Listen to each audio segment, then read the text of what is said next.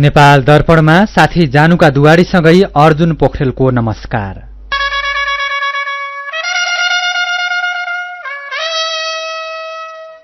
पालिका चुनाव 2079 अब 8 दिन बाँकी।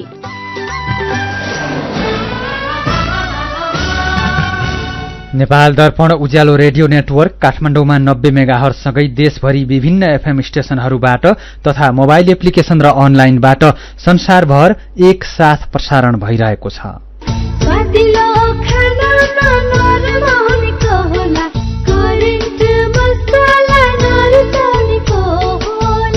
नेपाल दर्पणको साथमा करेन्ट मसला र करेन्ट चिया, स्वादको झट्का।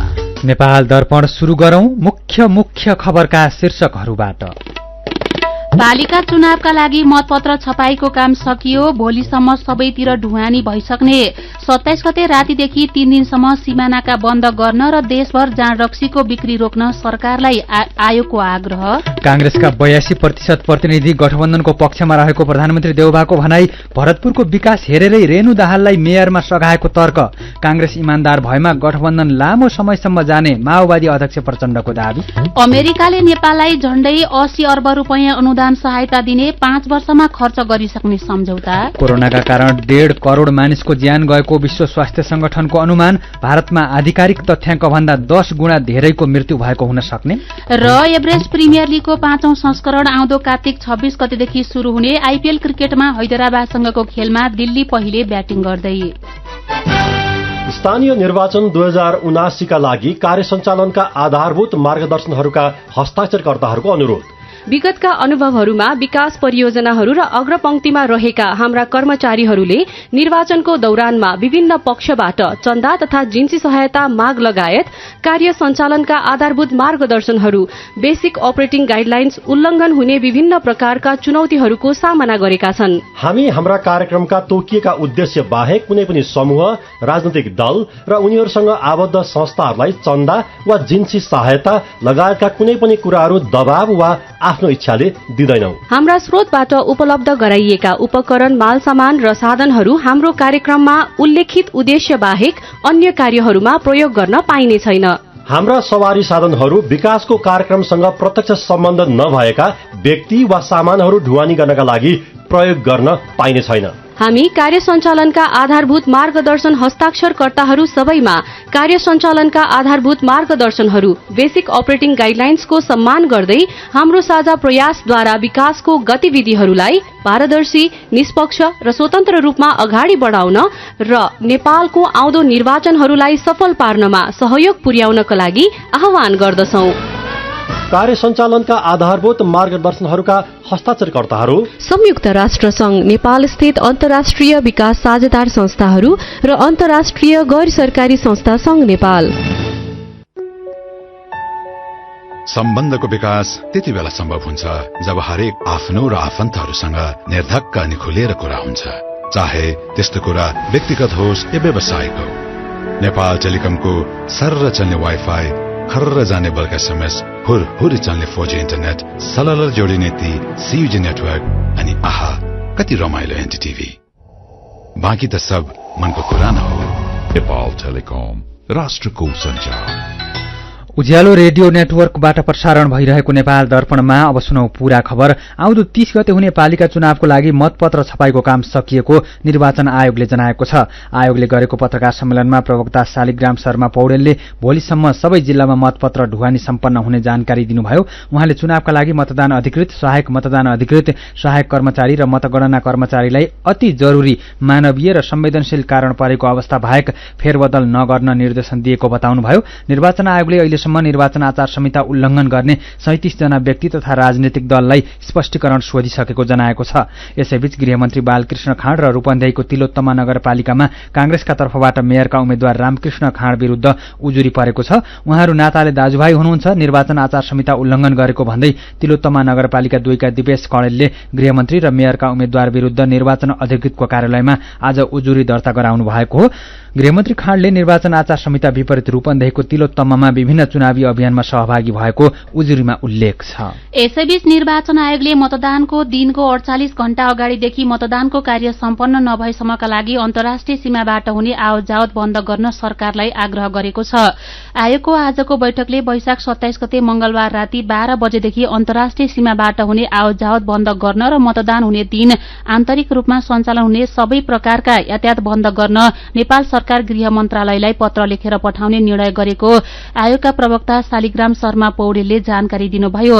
यस्तै वैशाख 27 गते राति 12 बजेदेखि मतदानको कार्य सम्पन्न नभएसम्मका लागि तोकिएको क्षेत्रमा जाँड रक्सी बिक्री वितरण र खानका लागि निषेध गर्न पनि गृह मन्त्रालयलाई आग्रह गर्ने आयोगले निर्णय गरेको छ।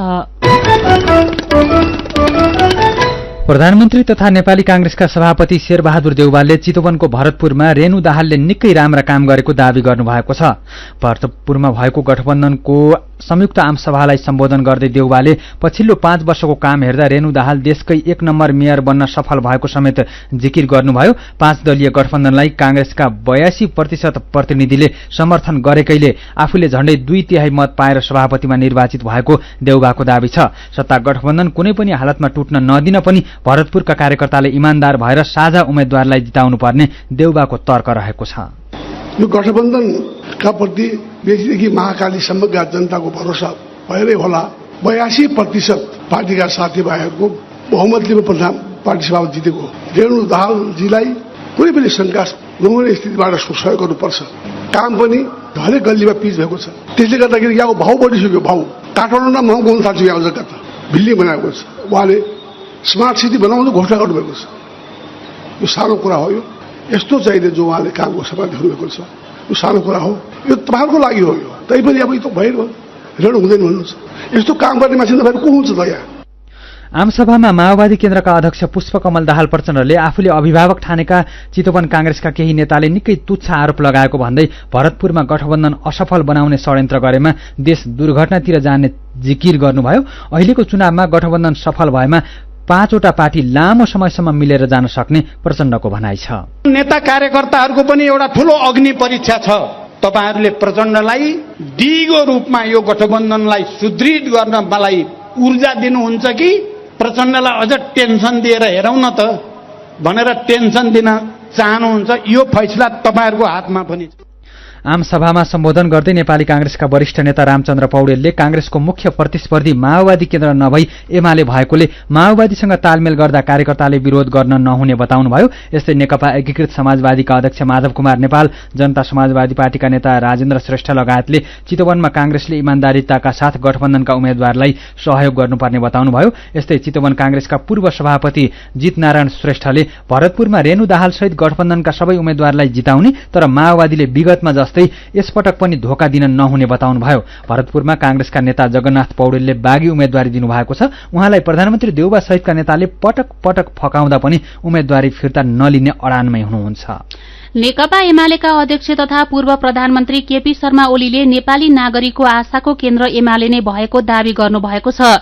कैलालीको बर्दगोरियामा चुनावी सभालाई सम्बोधन गर्दै अध्यक्ष ओलीले एमालेको विजयलाई कसैले रोक्न नसक्ने जिकिर गर्नुभयो। उहाँले अहिलेको परमादेशी सरकारलाई हटाउनका लागि पनि पालिका चुनाव जितेर स्पष्ट सन्देश दिनुपर्ने जिकिर गर्नुभयो। 23 सीट ल्याउने पार्टीका अध्यक्ष अरू विभिन्न प्रकारका ढोलका लौराहरू टेकेर सरकार गठन गर्दै हुनुहुन्छ र हिँड्न खोज्दै। यो परमादेशी सरकार, यस सरकारलाई आज विदाई गर्ने बाटोतिर त्यस सरकारलाई विदाई गर्छौं भन्ने सन्देश यस स्थानीय तहको निर्वाचनले दिनुपर्छ। अर्को हप्ता शुक्रबार हुने चुनावको लागि सबै पालिकामा उसै गरी चहल पहल बढेको छ। तैपनि महानगर र उपमहानगरमा धेरैको ध्यान केन्द्रित छ।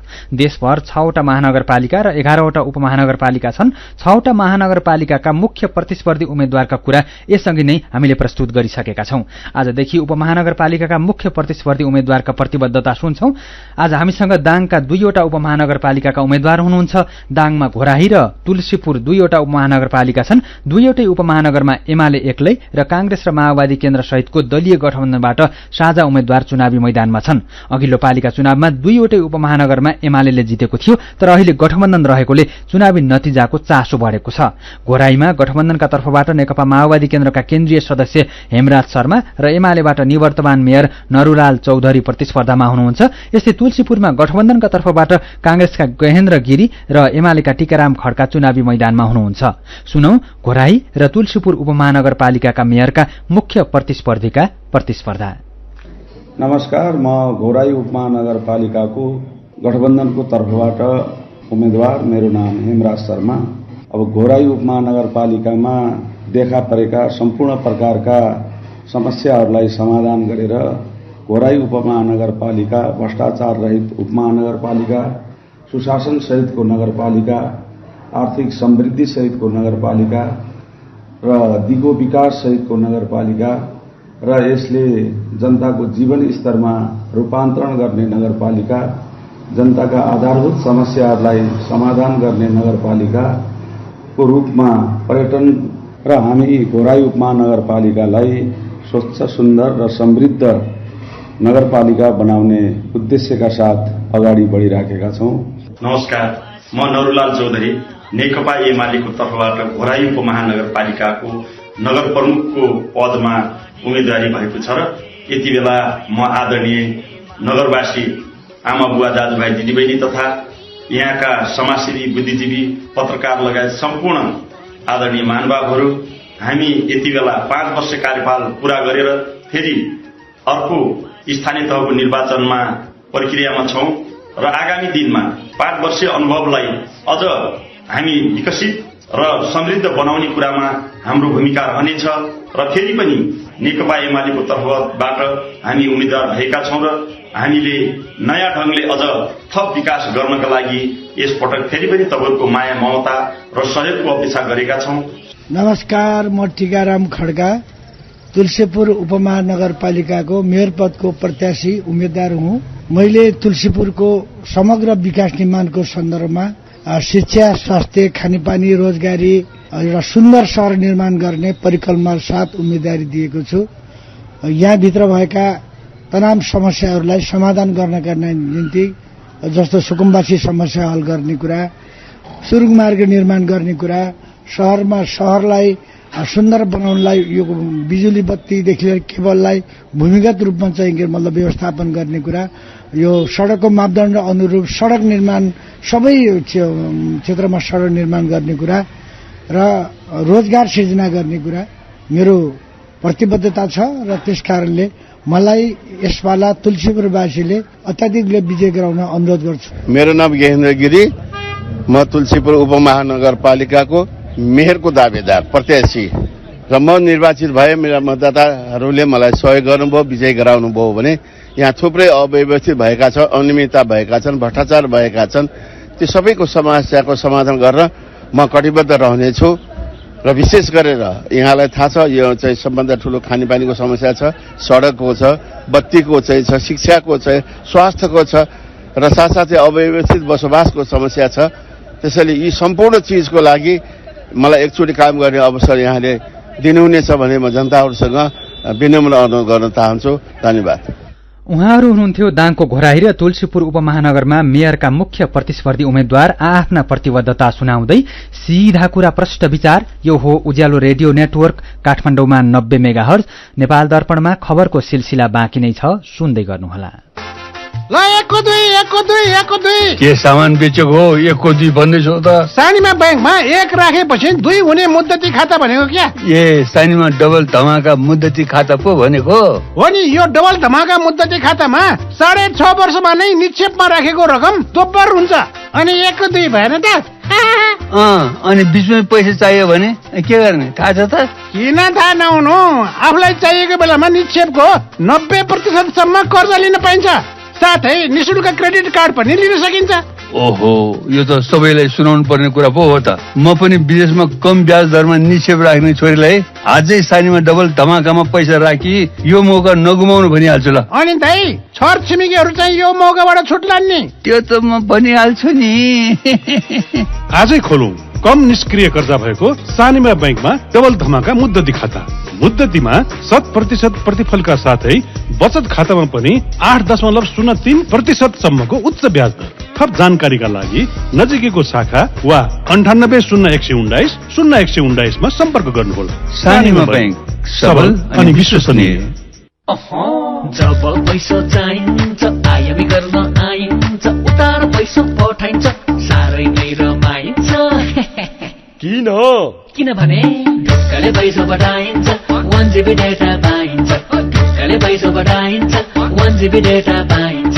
आइमी गरौँ रमाऊ, किनकि विदेशबाट MoneyGram, instant cash, easy remit र अल अन्सारी एक्सचेन्जबाट पठाएको रकम नेपालमा एनसेल प्रयोगकर्ताहरूले आइमी गरेर प्राप्त गर्दा 1 GB डाटा फ्रीमा पाइन्छ। आइमी गरौँ है।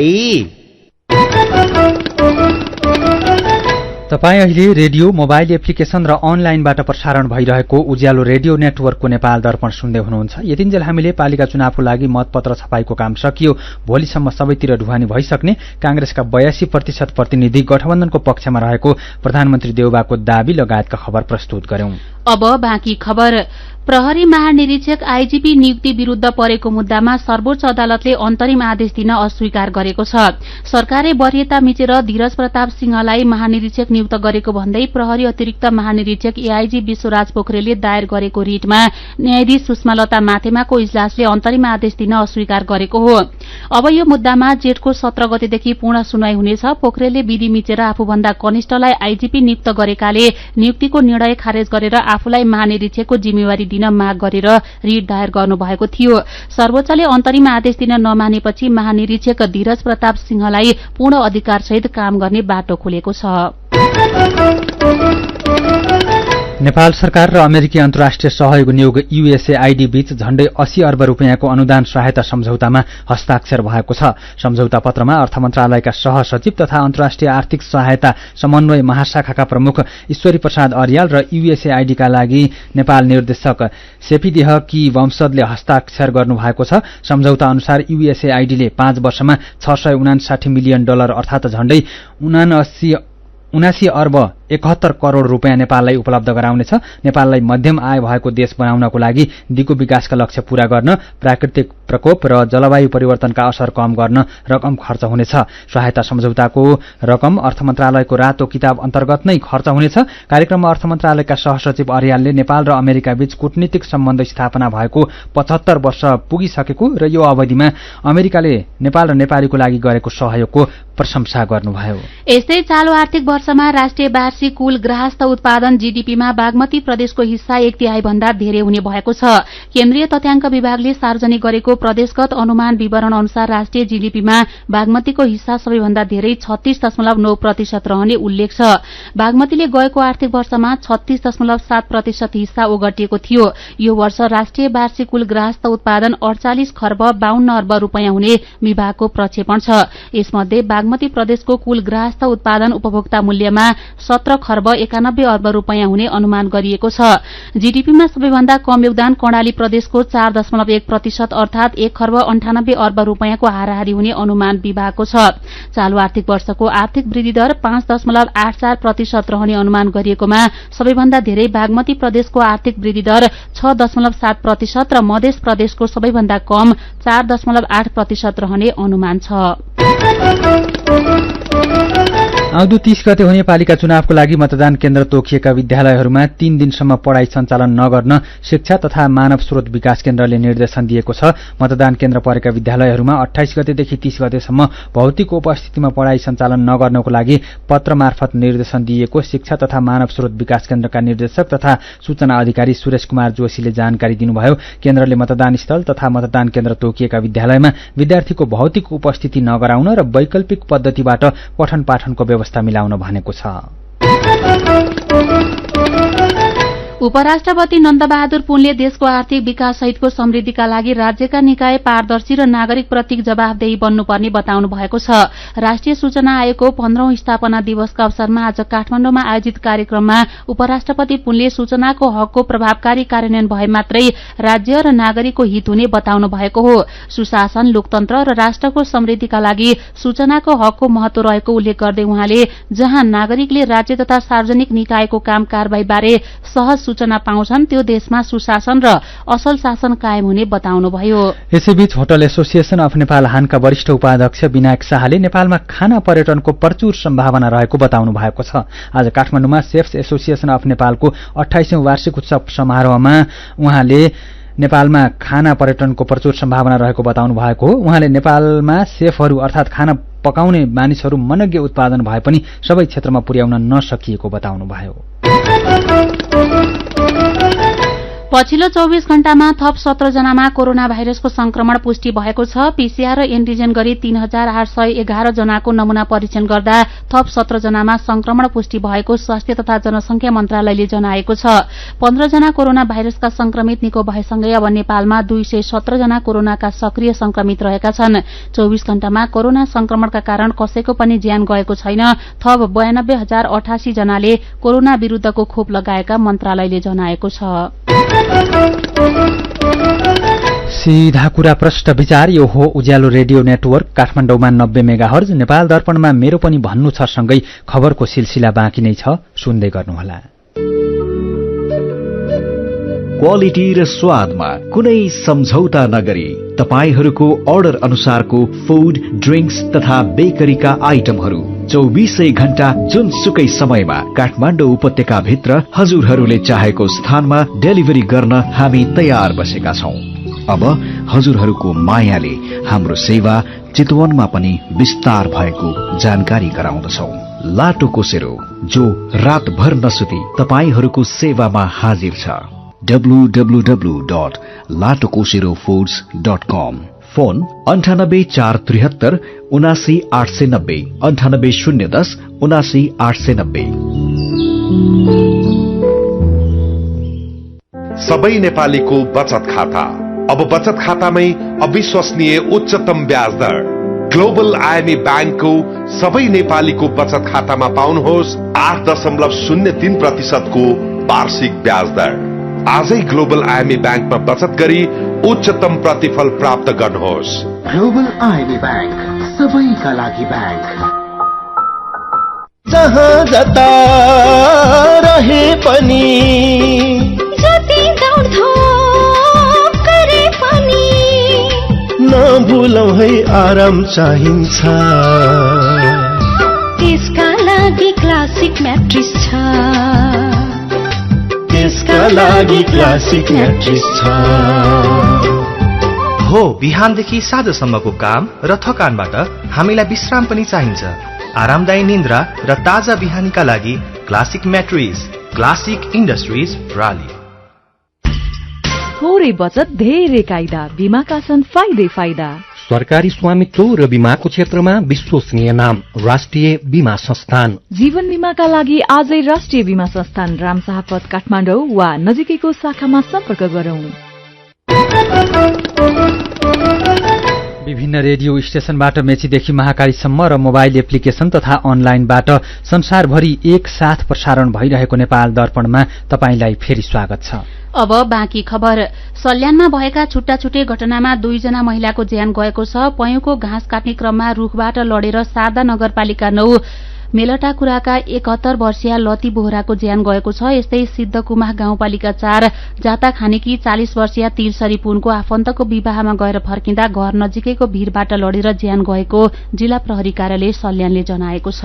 बर्दियाको गेरुवा नदीमा नुहाउने क्रममा 1 जना बेपत्ता भएका छन्। मधुवन नगरपालिका 3 धनौराका दिलीप थारू गेरुवा कर्णालीमा नुहाउने क्रममा दिउँसो बेपत्ता भएको र उहाँको खोजी भइरहेको प्रहरीले जनाएको छ। यस्तै तनहुको व्यास नगरपालिका 1 माइली डाँडामा रेलिङले च्यापिएर 1 जना महिलाको ज्यान गएको छ। ग1 ख 5875 नम्बरको टिप्परले निर्माण सामग्री खन्याउने क्रममा घरको रेलिङमा ठक्कर दिएको र त्यही रेलिङले च्यापिएर वसुन्धरा विकको ज्यान गएको प्रहरीले जनाएको छ। यस्तै पाल्पामा भएको जीव दुर्घटनामा 1 जनाको ज्यान गएको छ। 2 जना घाइते भएका छन्। बुटोबलबाट रामपुरका लागि छुटेको लु 7780 नम्बरको जीप तिनाउ गाउँपालिका 5 चरचरेमा दुर्घटना हुँदा जीप धनी रामपुर 3 का सूर्य प्रसाद श्रेष्ठको ज्यान गएको छ। घाइते भएका चालक निस्ती गाउँपालिका 4 का खेमबहादुर खाम्चा र रामपुर नगरपालिका 3 का टुकनारायण श्रेष्ठको उपचार भइरहेको छ। दार्चुलाको ब्यास गाउँपालिका 1 खलंगाका स्थानीय आफ्ना पशु चौपायासहित गाउँ पुग्न थालेका छन्। 6 महिना गर्मी छल्न तथा खेतीपाती भित्र्याउन र नयाँ बाली लगाउन भन्दै उनीहरू तिङ्कर गाउँ पुगेका हुन्। चिसो बढेपछि उनीहरू गाउँ छाडेर सदरमुकाम खलंगा लगायतका ठाउँमा पुगेका थिए। अहिले फेरि सदरमुकाम लगायतका ठाउँबाट गर्मी छल्न र खेतीपाती लगाउन भन्दै उनीहरू गाउँ फर्किन थालेका हुन्। सदरमुकाम खलंगाबाट 5 देखि 6 दिनमा तिङ्कर गाउँ पुगिन्छ। भारतीय प्रशासनको अनुमति लिएर स्थानीयहरू हिमाली गाउँतर्फ उक्लिएका हुन्। शेयर बजार परिसूचक नेप्सी आज 37.6 अंकले घटेर 2238.62 बिन्दुमा झरेको छ। आज 232 वटा कम्पनीका 46,74,000 किता शेयर 1 अर्ब 65 करोड़ 45 लाख रुपियाँमा कारोबार भएका छन्। मेरो पनि भन्नु छ। नेपाल आयल निगमले खाना पकाउने ग्यासको अभाव नरहेको बताए पनि उपभोक्ताले सजिलै ग्यास पाउन सकिरहेका छैनन्। यही विषयमा आएका विचार र प्रतिक्रियालाई आजको मेरो पनि भन्नु छमा समेटेका छौं। माधव नाम राखेका साथीको प्रतिक्रिया छ, खाना पकाउने ग्यास पाइन्छ तर महँगीले ग्यास डिलरसम्म पुग्न चाहिँ गाह्रो पारेको छ। राम अधिकारी भने ग्यास पाउन सजिलो छैन भन्दै लेख्नुहुन्छ। कालो बजारीको बिगबिगीले गर्दा हामी जस्ता साधारण नागरिकको चुलो बल्न गाह्रो भएको छ। तर पनि बजार अनुगमन छैन। ग्यास मात्रैको अभाव होइन, अहिले सबैजसो वस्तुको मूल्य वृद्धिले भान्सा महँगो हुँदै गएको छ। प्रकाश पृष्ठ लेख्नुहुन्छ, म विद्यार्थी हुँ। कोठा नजिकैको ग्यास पसलमा ग्यासै पाउन मुस्किल छ। 7 दिनसम्म साथीको कोठामा गएर खाना खाए। व्यापारीले लुकी छिपी ग्यास बिक्री गरिरहेका देखिन्छ। उनीहरूलाई खै कारबाही। अमिश्रीले पनि 1 हप्तादेखि ग्यास पाएको छैन भन्दै गुनासो गर्नु भएको छ। बद्री धरेल भने व्यङ्ग्य गर्दै लेख्नुहुन्छ, उम्मेद्वार घर घरमा पुग्ने यति बेला पनि ग्यास पाइन्न भन्नु त लाज हुन्छ। चुनावी रौनक छ, आफ्ना क्षेत्रमा उठेका उम्मेद्वारलाई फोन गर्ने। जवाफमा चुनावपछि भान्सेमा पाइपबाट ग्यास आउँछ भन्ने आश्वासन त पाइहालिन्छ नि। अनि ग्याल्मु पाखरिन तामाङ भने आफूहरूलाई अहिले ग्यास भन्दा पनि रासायनिक मलको आवश्यकता रहेको बताउनुहुन्छ।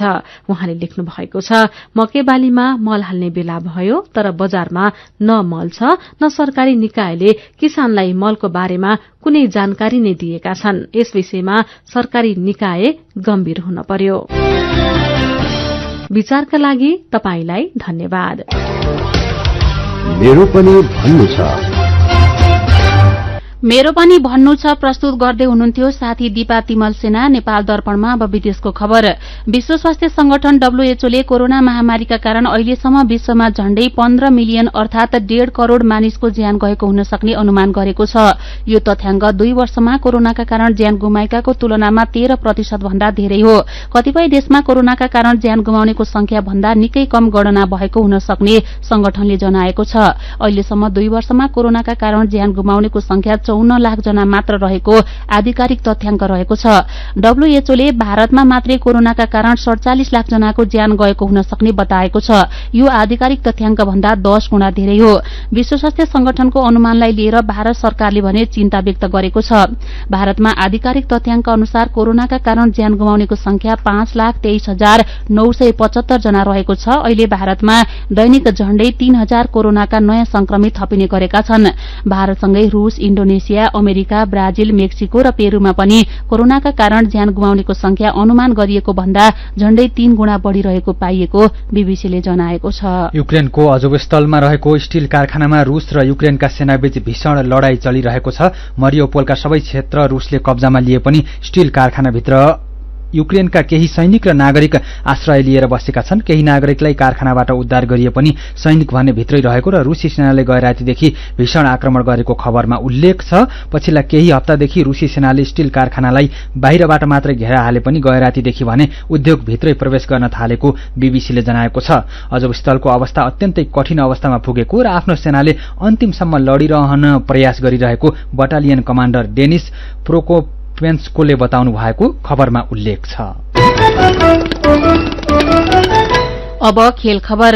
एभरेस्ट प्रिमियर लीग ईपीएल क्रिकेटको 5औं संस्करण आउँदो कार्तिक 26 गतेदेखि शुरू हुने भएको छ। आयोजक ईपीएल प्रालीले विज्ञप्ति निकालेर 5औं संस्करणको प्रतियोगिता कार्तिक 26 देखि मंसिर 10 गतेसम्म हुने जनाएको हो।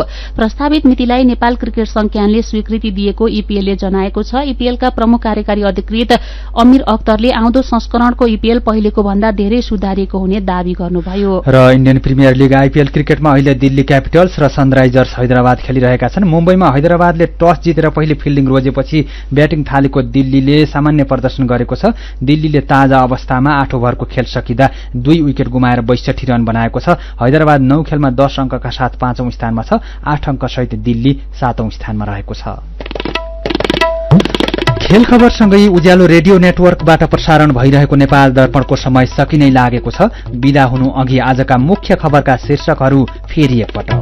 पालिका चुनावका लागि मतपत्र छपाईको काम सकियो। भोलिसम्म सबैतिर ढुवानी भइसक्ने। 27 गते रातिदेखि 3 दिनसम्म सिमानाका बन्द गर्न र देशभर जाँड रक्सीको बिक्री रोक्न सरकारलाई आयोगको आग्रह। कांग्रेसका 82% प्रतिनिधि गठबन्धनको पक्षमा रहेको प्रधानमन्त्री देउबाको भनाई। भरतपुरको विकास हेरेरै रेणु दाहाललाई मेयरमा सघाएको तर्क। कांग्रेस इमान्दार भएमा गठबन्धन लामो समयसम्म जाने माओवादी अध्यक्ष प्रचण्डको दावी। अमेरिकाले नेपाललाई झण्डै 80 अर्ब रुपियाँ अनुदान सहायता दिने। 5 वर्षमा खर्च गरिसक्ने सम्झौता। कोरोनाका कारण 1.5 करोड़ मानिसको ज्यान गएको विश्व स्वास्थ्य संगठनको अनुमान। भारतमा आधिकारिक तथ्याङ्क भन्दा 10 गुणा धेरैको मृत्यु भएको हुन सक्ने। र एभरेस्ट प्रिमियर लीगको 5औं संस्करण आउँदो कार्तिक 26 गतेदेखि शुरू हुने। आईपीएल क्रिकेटमा हैदराबादसँगको खेलमा दिल्ली पहिले ब्याटिङ गर्दै। आजको नेपाल दर्पण सकिएको छ। प्रविधिमा साथ दिने साथी सरोज थापासँगै हामी जानुका दुवाडी र अर्जुन पोखरेल पनि विदा हुन्छौं। कोरोना विरुद्धको खोप लगाउन छुट्नु भएको छ भने आफ्नो वाडामा सम्पर्क गर्नुहोला। नमस्कार।